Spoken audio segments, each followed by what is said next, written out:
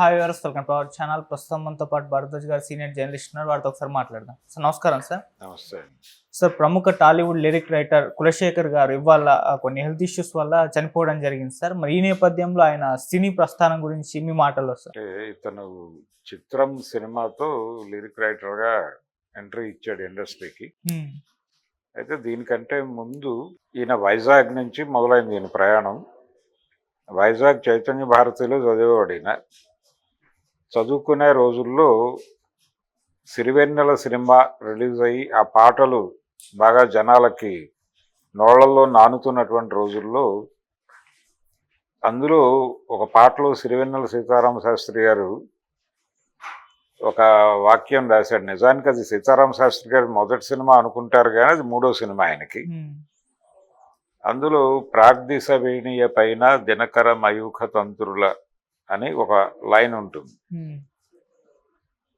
అది దానికి సంబంధించిన అర్థం ఆయన రాశాడు కులశేఖర్.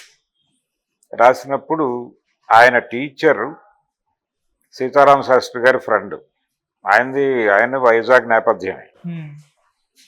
దాంతో ఆయన సీతారామ శాస్త్రి గారికి ఫోన్ చేసి, ఈ లైన్ నువ్వు ఎందుకు రాశావు, ఈ ప్రాగ్దిశ వేణియ దినకర మయూఖ తంత్రులు ఏమిటిది, ఏ సెన్స్లో రాశావంటే ఆయన చెప్పాడు. దాదాపు అదే అర్థాన్ని మా స్టూడెంట్ ఒకటి రాశాడు అని చెప్పి అలా సీతారామ శాస్త్రి గారితో ఒక లింక్ ఏర్పడింది ఆయన కులశేఖర్కి. ఆ తర్వాత ఆయన తన దగ్గరికి వచ్చేయమన్నాడు. ఈయన వచ్చేసి సీతారామ శాస్త్రి గారి దగ్గర అసిస్టెంట్గా ఉండేవాడు. అసిస్టెంట్గా ఉండగా ఆ దగ్గరలోనే ఆ పక్క సందులో ఉంటున్నటువంటి సునీల్, అలాగే త్రివిక్రమ్, ఆర్పి పట్నాయక్, వీళ్ళందరూ రూమ్మేట్స్. వీళ్ళకి కొంచెం సంద అవతల వీళ్ళు ఉండేవాళ్ళు సీతారామ శాస్త్రి గారు వాళ్ళు. ఇదంతా పంజాగుట్ట శ్రీనగర్ కాలనీ వ్యవహారం. అలా వీళ్ళకి పరిచయాలు ఉండేవి. అంటే అప్పటికి వీళ్ళెవరూ సినిమాల్లోకి ఎంట్రీ ఇచ్చిన వాళ్ళు కాదు. తేజకి రామోజీరావు గారికి ఒక కథ చెప్పినప్పుడు ఆయన టీం బిల్డ్ చేసుకుని రమ్మని చెప్పాడు.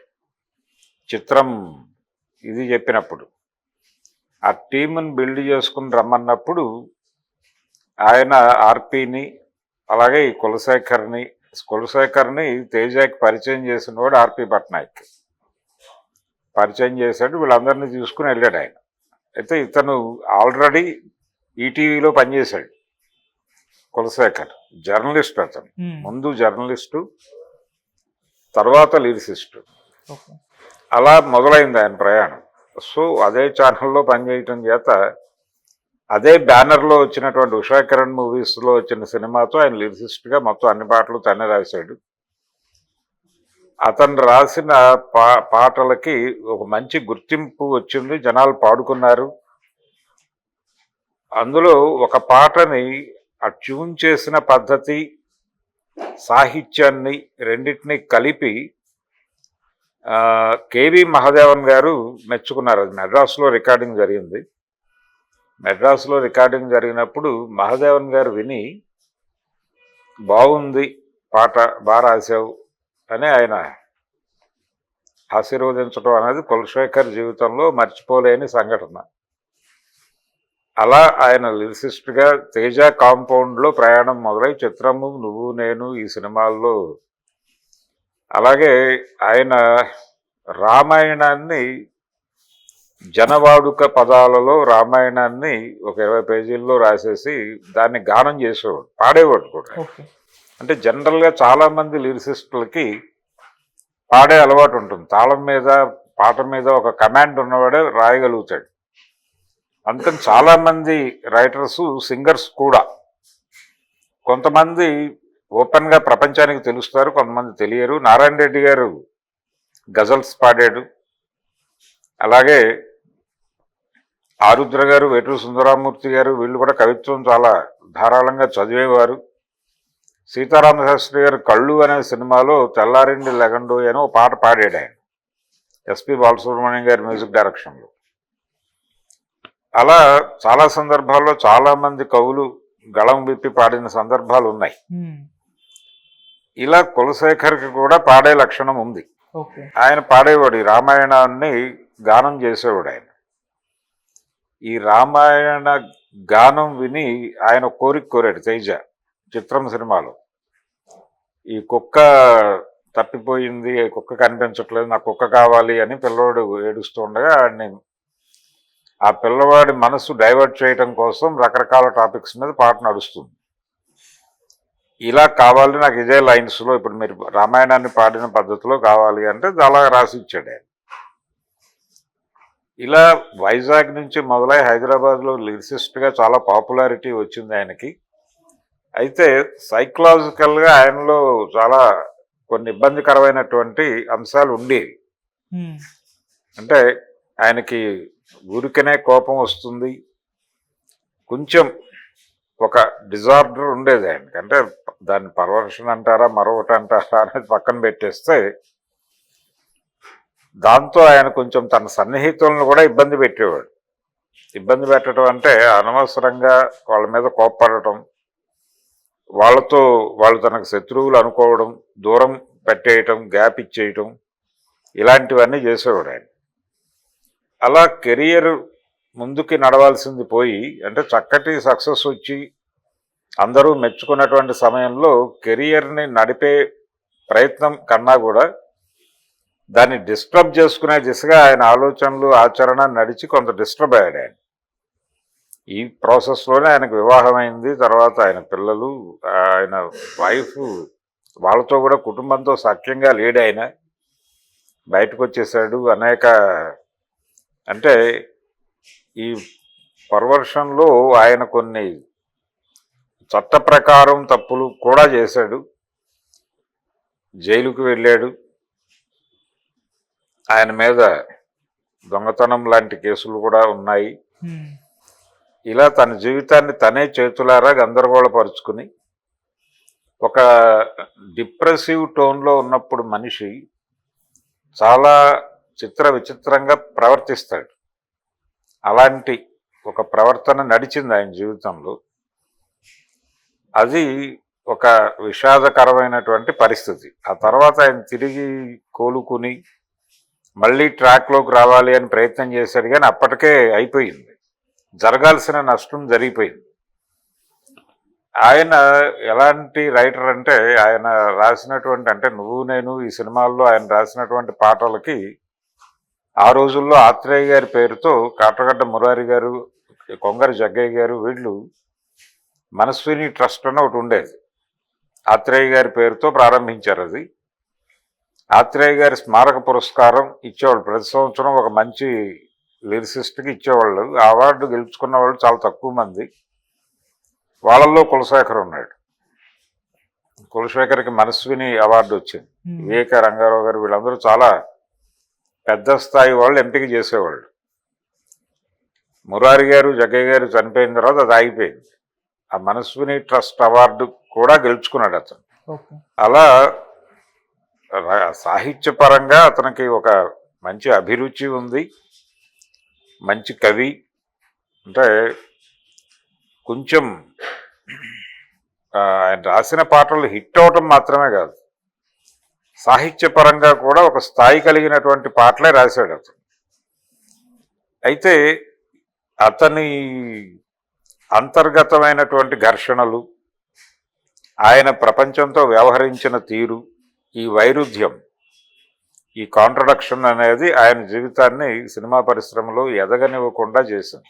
ఆయనతో చాలా సన్నిహితంగా ఉండి ఆయనతో ప్రయాణం, అంటే ఆయన వాళ్ళతో ప్రయాణం ప్రారంభించాడు. నిజానికి ఆయన సిరివెన్నెల కాంపౌండ్లో నుంచి బయట తీసుకొచ్చింది ఆర్పి పట్నాయక్, తేజ, వీళ్ళు. వాళ్ళతో కూడా సఖ్యంగా లేడు ఆయన. ఒక రకమైన ఘర్షణాత్మక వైఖరిలోనే ఉండేవాడు. అలాగే ఆ టైంలో వచ్చినటువంటి సింగర్స్, వాళ్ళతో కూడా ఘర్షణలు. అలా తనని తాను అంచనా వేసుకోవటంలో ఫెయిల్యూర్స్, తను ఇతరులతో వ్యవహరించే పద్ధతిలో ఆయన వ్యవహరించిన తీరు పద్ధతిగా లేకపోవడం వలన ఇలా రకరకాల సమస్యలతో ఆయన తన కెరియర్ని, తనని నమ్ముకున్న వాళ్ళ కెరియర్ని కూడా ఇబ్బందుల పాలు చేశాడు. ఆవిడ అంటే అతని వైఫ్ ఏదో జాబ్ చేసుకుంటూ ఆ పిల్లల్ని పోషించుకుంటూ ఆవిడ జీవితాన్ని ఆవిడ పద్ధతిలో ఆవిడ వెళ్ళిపోయారు. ఇతను ఈ సఫరింగ్స్తోనే ఈ జీవితాన్ని ఇలా గాంధీ హాస్పిటల్, ఈరోజు ఆయన ప్రభుత్వ ఆసుపత్రిలోనే అవును. గాంధీ హాస్పిటల్ అంటున్నారు, అవును. గాంధీ హాస్పిటల్లో ఆయన ముగించేశాడు. ఉమ్. చాలా డిప్రెసివ్ టోన్లోనే ఉండేవాడు ఆయన. అంటే ఆయన మీద ఈ వార్తలు వచ్చిన సమయంలో ఆయన ఎక్కడ అందుబాటులో లేడు, కానీ తర్వాత ఆయన కొంచెం మీడియాకి ఫ్రెండ్లీగా ఉండటము, అలాగే కొన్ని టీవీ ఛానల్స్లో ఆయన ఇంటర్వ్యూస్ వచ్చినాయి. ఆ ఇంటర్వ్యూస్లో కూడా ఆయన కొంచెం కన్ఫెసివ్ టోన్లో మాట్లాడి మళ్ళీ ఒక బ్రిడ్జి నిర్మించుకోవాలి ఇండస్ట్రీతో అనే ప్రయత్నం అయితే చేశాడు. ఆ ప్రయత్నంలో భాగంగా కన్ఫెసివ్ టోన్లో కొంతమందికి సారీ చెప్పే ప్రయత్నం చేశాడు. ఉమ్. అది కూడా వర్కౌట్ అవ్వలేదు. నిజానికి ఆయన టీం కూడా అప్పటికి సక్సెస్ఫుల్లో లేదు. ఆయన అంటే ఆర్పి పట్నాయక్ కూడా డీవియేట్ అయిపోయాడు, ఆయన ట్రాక్లో లేడు. తేజ పరిస్థితి కూడా రెగ్యులర్గా సినిమాలు చేసే పరిస్థితుల్లో లేడు ఆయన. ఈయన కన్ఫెషన్ స్టేట్మెంట్స్ ఇస్తున్న రోజుల్లో. దాంతో తను ప్రయత్నం చేసినప్పటికీ కూడా వర్కౌట్ అవ్వలేదు. ఫైనల్గా ఆ డిజార్డర్స్ ఇవన్నీ కలిసి, అంటే జనరల్గా ఎవరైనా సరే తనకి తాను సంజాయిషి ఇచ్చుకోవాల్సినటువంటి పరిస్థితుల్లో పడకుండా ఉండాలి అనేది ఒక పద్ధతి. అంటే తనని తాను తప్పు చేసినట్టుగా భావించుకోకూడదు. అలా ఆ భావన రాకుండా వ్యవహరించాలి. కానీ కులశేఖర్ ఆ విషయంలో లైన్ దాటాడు. ఆ లైన్ దాటి వ్యవహరించటం వలన ఆయన జీవితం నిజానికి అదొక లైఫ్ అంతే. కొన్ని జీవితాలు అలా ఉంటాయి. అంటే మనకి విషయాన్ని విషయంగా చూడవలను అని చెప్తారు. కాబట్టి వితౌట్ ఎనీ సెంటిమెంట్, లేకపోతే దాని మీద ముసుగేసే ప్రయత్నం చేయకుండా గనక చూస్తే అదొక ధోరణి ఉంటుంది. అంటే దాన్ని అరాచకం అంటారు. అరాచకం అనటంలోనే అంటే అరాచకం అంటే ఒక సిస్టమ్కి దూరంగా ఉండటం. ఈ సిస్టమ్కి దూరంగా ఉన్నటువంటి అద్భుతమైనటువంటి కవులు చాలామంది కనిపిస్తారు. ఉదాహరణకి శ్రీరాములయ్య సినిమాలో వచ్చినటువంటి పాటలు, అంటే నేలకు పచ్చని రంగేసినట్టు ఆ పాట, తర్వాత కర్మభూమిలో పూసిన ఓ పువ్వు ఆ పాట రాసిన, అలాగే జయం మనదే సినిమాలో వెంకటేష్ సినిమాలో చిన్ని చిన్ని ఆశలన్నీ అనే పాట రాసిన, కలైకూరి ప్రసాద్ గారి జీవితంలో కూడా ఇలాంటి పరిస్థితులు, ఆయన కూడా లేడు, వెళ్ళిపోయాడు. ఆయన జీవితంలో కూడా ఇక అందరూ అంటే ఆయన తన్ని తాను మరణానికి చేరువుగా తీసుకెళ్లటం కోసం తన్ని తాను శిక్షించుకుంటూ వెళ్ళాడు. అదొక విచిత్రమైన ప్రకృతి ప్రసాద్ది. ఇవి కొన్ని జీవితాలు, కొన్ని నమూనాలు అంతే. అలా కులశేఖర్ కూడా తన్ని తాను సఫర్ చేసుకుంటూ వెళ్ళాడు. ఓకే. అంటే ఒక రకంగా మృత్యువుకి ఎదురు ప్రయాణం చేశాడు. ఆ ప్రయాణంలో ఆయన ఫైనల్గా ఈరోజు కంక్లూడ్ చేశాడు జీవితాన్ని. Okay sir. Positive or negative ప్రతి మనిషిలోనూ ఉంటుంది, కాకపోతే ఒక డిస్కసివ్ పాయింట్గా మారకూడదు. మారాడు ఆయన. ఆ మారటం అనేదాన్ని కూడా తాను అదే టోన్లో మాట్లాడి ఉంటే బాగుండేది. కానీ కన్ఫెస్ అవ్వటం ఇలా కొంత అంటే తనని తాను తిరిగి ప్రపంచంతో అనుసంధానం చేసుకోవాలనే ఒక ప్రయత్నం చేశాడు. అది వర్కౌట్ అయితే ఇంకోలా ఉండేది. అది వర్కౌట్ అవ్వలేదు. ఒకవైపు చేజారిపోయినటువంటి జీవితము, తిరిగి అందుకోలేని పరిస్థితులు, ఇవన్నీ కూడా ఆయన ఎంత వెనక్కి రావాలనుకున్నా కానీ రాలేని పరిస్థితుల్లోకి నెట్టేశాయి. ఇది ఫైనల్గా ఆయన ఒంటరితనము ఇవన్నీ కలిసి అలా ఒక షల్లో ఉండిపోయినట్టుగా అయిపోయి, చీకటిలో నా గుహలో అంటాడు శ్రీశ్రీ గారు, అలాగే ఆ చీకటిలో నా గుహలో అన్నట్టుగా ఉండిపోయి ఫైనల్గా ఆయన ఇలా నిష్క్రమించాడు జీవిత రంగం నుంచి. ఇది బాధాకరమే. చాలామంది కవుల జీవితాల్లో ఈ గందరగోళాలు ఉంటాయి. సాహిత్య జీవుల్లో పర్టికులర్గా వాళ్ళు అంటే జీవితానికి, ఆచరణకి, ఆలోచనలకి ఊహలకి మధ్య ఒక కనెక్టివిటీ మిస్ అవటం వలన ఇలాంటివి జరుగుతాయి. అలాంటి ఆ కనెక్టివిటీ మిస్ అయి పూర్తి పాతాళానికి జారిపోయిన వాళ్ళు చాలామంది ఉన్నారు. వాళ్ళల్లో కులశేఖర్ ఒకడు. ఆయన జారిపోయాడని అనుకోనక్కర్లేదు, ప్రపంచానికి అది కొంచెం జారిపోయిన పాత్రలా కనిపిస్తుంది, కానీ అదొక ధోరణి. ఓకే. ఆ ధోరణిని కూడా యాక్సెప్ట్ చేయాలి ప్రపంచం. ప్రసాద్ గారిని ఎలాగైతే యాక్సెప్ట్ చేసిందో ప్రపంచం, అలాగే ఈయన్ని కూడా యాక్సెప్ట్ చేయాల్సిన అవసరం ఉంది. Okay sir. ఆయన సాహిత్యం బతికే ఉంటుంది, ఆయన పాటలు ఇప్పటికీ పాడేవాళ్ళు ఉన్నారు ప్రోగ్రామ్స్లో. ఆయన అంటే ఊహల పల్లకీలో అని ఒక పాట చాలా పెద్ద హిట్ సాంగ్ అయింది. ఆ పాటే మహాదేవన్ గారు మెచ్చుకుంది. అందులో ఆయన వాడినటువంటి పదాలు అవన్నీ ఆయన మెచ్చుకున్నాడు ఆ రోజున ప్రసాద్ స్టూడియోస్లో. అలా చాలామంది ఆశీర్వాదం ఉంది ఆయనకి, అయినప్పటికీ అలా వెళ్ళిపోయింది జీవితం. ఆయనతో ట్రావెల్ అయినటువంటి ఆయన మిత్రులు ఉన్నారు ఇంకా. ఆయన్ని దగ్గరగా చూసినటువంటి ఆర్పి పట్నాయక్ ఉన్నాడు, అలాగే తేజ ఉన్నాడు. ఆయనతో ట్రావెల్ అయినటువంటి ఆ టైంలో ఆయనతో కొంచెం సన్నిహితంగా ఉన్న త్రివిక్రమ్ శ్రీనివాస్ గారు ఉన్నాడు, సునీల్ ఉన్నాడు. వీళ్ళందరూ ఒక గ్రూప్గా నడిచేది ఆ రోజుల్లో. అయితే ఇదే గ్రూప్లో ఇంకొక విషాద మరణం హీరో, అదే చిత్రం సినిమాలోను అలాగే నువ్వు నేను సినిమాల్లో హీరోగా నటించినటువంటి అతని మరణం, ఉదయ్ కిరణ్ కూడా ఇలాంటి నిష్క్రమణే. అది కూడా ఒక సైకలాజికల్ గందరగోళంలోనే వెళ్ళిపోయాడు ఆయన కూడా ఇలాగే జీవిత రంగం నుంచి నిష్క్రమించాడు. ఇదొక రకమైన మరణం అయితే అదొక రకమైన నిష్క్రమణం అనుకోవచ్చు.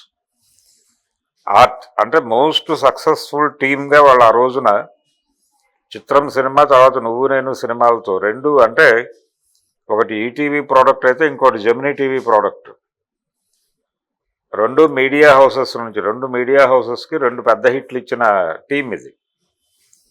ఆ టీంలో రెండు ఇలాంటి మరణాలు ఉండటం, ఆ తర్వాత ఆ టీం మొత్తం కూడా ప్రస్తుతం గందరగోళంలో, అంటే ఎవరి పద్ధతుల్లో వాళ్ళు ఉన్నారు. ఆర్పి పట్నాయక్ ఆ ట్రాక్లో లేడు, తేజ గారు ఆ ట్రాక్లో లేడు. ఆయన డైరెక్షన్ చేస్తున్నారు కానీ సక్సెస్ఫుల్ ట్రాక్లో లేడు. అలా ఆ టీం మొత్తం కూడా ఇలా చిన్న భిన్నం అయిపోవటం ఒక విషాదం. కొంతమంది అలా నడుస్తారు, కొన్ని టీంలు అలా నడుస్తాయి, కానీ అన్ని సందర్భాల్లోనూ అది వర్కౌట్ అవ్వదు. ఇది కులశేఖర్ సినిమా కవిగా ఆయన ప్రయాణం. ఆయన జర్నలిస్టు కూడా, చాలామందికి తెలియని విషయం. ఆయన జర్నలిస్టు తర్వాత సినిమా కవి.